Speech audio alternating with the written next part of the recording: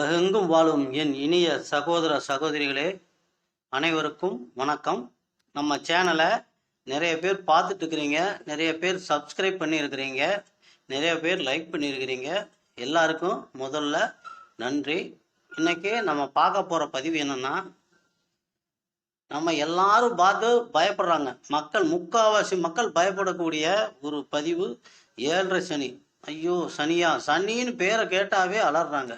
நம்ம இந்த பதிவில் என்ன பார்க்குறோன்னா, சனி பகவானுடைய தாக்கத்தில் இருந்து அப்படியே சுபவிரயமாக எப்படி மாற்றுறது, என்ன வழிபாடு பண்ணுறது, என்ன வழிமுறைகள், இந்த 3 தான் நம்ம இதை பண்ண போகிறோம். இந்த 3ஐயும் நீங்கள் செஞ்சீங்க அப்படின்னாவே நீங்கள் எதுக்கும் பயப்பட வேண்டியதே இல்லை. பயம்தான் நம்மளுக்கு முதல் எதிரி.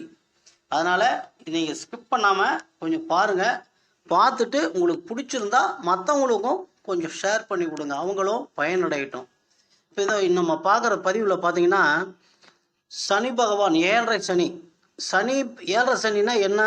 சந்திரன் நம்மளுடைய ராசி கட்டத்தில் சந்திரன் எங்கே இருக்காரோ, இப்போ சந்திரன் எங்கே இருக்காரு? கும்பத்தில் இருக்கார். நம்ம ஜாதகத்தில் கும்பத்தில் சந்திரன் இருக்கார், இங்கே இருக்கார் அப்படின்னு வச்சுக்குவோம். இப்போ இந்த சந்திரன் இருக்கிற இடத்துக்கு இந்த சனி பகவான் வர்றது தான் 7.5 சனின்னு அர்த்தம்.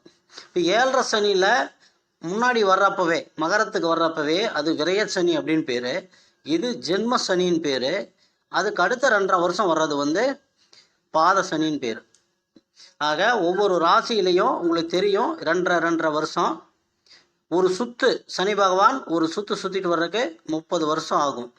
ஆனால் நீங்கள் ஒரு மிடில் ஏஜை தாண்டினவங்களாக இருந்திருந்தீங்கன்னா உங்களுடைய வாழ்க்கையை அப்படியே கொஞ்சம் பின்னோக்கி போய் பாருங்கள். 7.5 சனியினுடைய காலத்தில் தான் வேலை கிடைச்சிருக்கும். அதே மாதிரி உங்களுக்கு நீங்கள் வீடு கட்டியிருப்பீங்க, உங்களுக்கு திருமணம் ஆகியிருக்கும். இது எல்லாத்தையுமே கொடுக்கறதே சனி பகவான் தான். சனி கொடுப்பார் எவர் தடுப்பார், அப்படி தான் நம்ம ஜாதகத்தில் இருக்குது. சனி தான் நீதிமான், சனி தான் கர்மகாரகன், சனி தான் உத்தியோகக்காரகன், ஜீவனகாரகன், எல்லாத்துக்கும் சனி தான் காரகன். அப்போ ஏன் நம்ம அவரை பார்த்து பயப்படணும்? பயப்படவே வேண்டியதில்லை. ஏன்னா இந்த 7.5 வருஷத்தில் எல்லா கிரகங்களுமே கோச்சாரத்துலேயும் இப்படி ஒரு ரவுண்டு அவரை தாண்டி தான் போயாகணும். அப்போ உங்கள் ஜாதகத்தில் எந்த தசா புத்தி நடந்தாலும் சரி, புத்திநாதனோ தசாநாதனோ அந்தரநாதனோ ஏதோ ஒரு விதத்தில் அவங்க இந்த சனி பகவானை தாண்டி தான் போகணும்.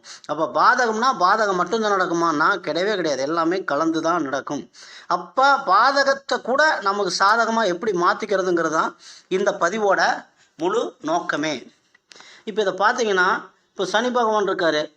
இப்போ விருச்சிக ராசிக்கு அர்த்தாசிரம சனி, ராசிக்கு 4ஆம் இடத்துல சனி, அர்த்தாசிரம சனி.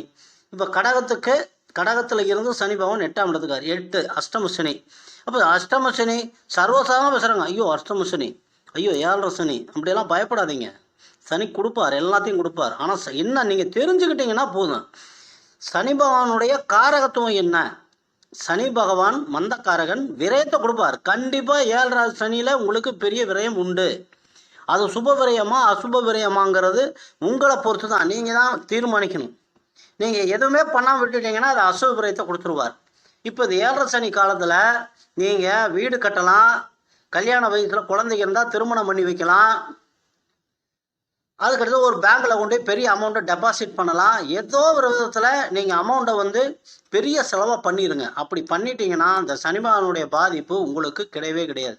2வது, சனி பகவானுடைய காரகத்துவத்தில் சனி தான் ஊனமுற்றவங்களுக்கு, ரொம்ப வயசானவங்களுக்கு, ரொம்ப பஞ்ச பரதேசிகளுக்கு, துணி கூட கட்டிக்க முடியாமல் இருக்காங்க இல்லைங்களா வயசானவங்க, அவங்களுக்கெல்லாம் நீங்கள் எவ்வளவுக்கு எவ்வளவு உதவி பண்ணுறீங்களோ அவ்வளவுக்கு அவ்வளவு நீங்கள் சனி பகவானுடைய பாதிப்பிலிருந்து நீங்கள் உங்களை தற்காத்து கொள்ளலாம். இது எல்லாமே உங்களுக்கு சுபமாக முடியும்.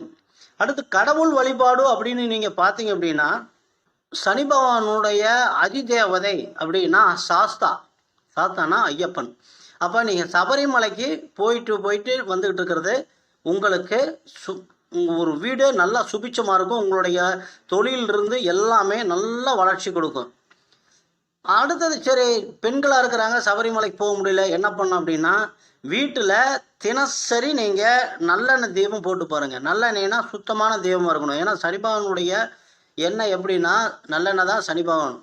அப்போ நீங்கள் நல்லெண்ணெய் தீபம் வீட்டில் காலையிலையும் நைட்டும் தொடர்ந்து ஏற்றி பாருங்கள். உங்கள் குடும்பத்தில் எந்த கஷ்டமும் எப்பயுமே வராது.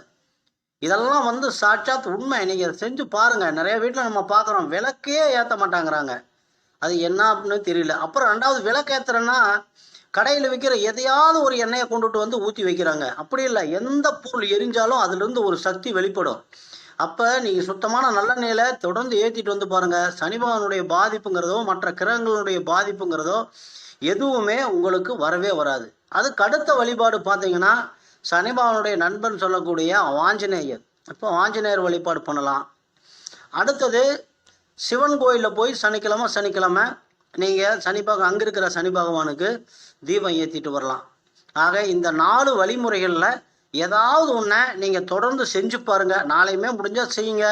முடியலன்னா வீட்டில் தயவு செஞ்சு வீட்டில் தீபமாவது ஏற்றுங்க. எங்கேயும் கோயிலுக்கே போக முடியல, சான்ஸே இல்லை அப்படின்னா கூட டெய்லியும் காலையிலேயும் நைட்டு நல்லெண்ணெய் தீபம் ஏற்றிட்டு வாங்க. முடிஞ்ச வரைக்கும் ஊனமுற்றவங்களுக்கு வயசானவங்களுக்கெல்லாம் உதவி பண்ணி பாருங்கள்.